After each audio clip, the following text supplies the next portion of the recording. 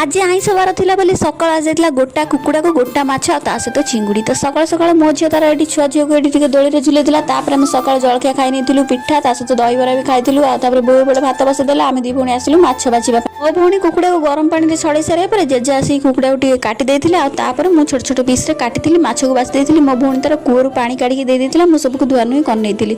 आपण मन कड़े एमितिका कुओ अछि कि नै नियाति कमेंट करके कहिबे।